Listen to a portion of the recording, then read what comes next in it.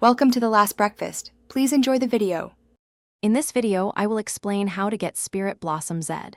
This highly desired skin can be obtained through a few straightforward methods. We will cover both direct purchase opportunities, which often appear during special events or sales, and the consistent option of Hextech crafting.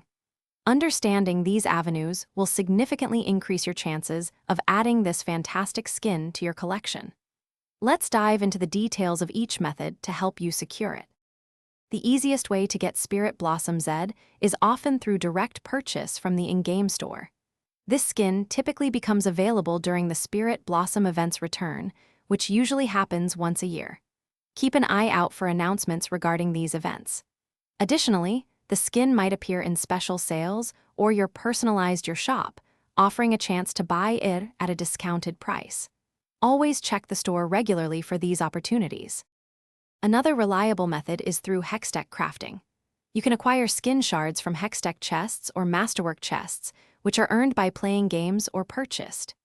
If you get the Spirit Blossom Zed skin shard, you can unlock it permanently using orange essence.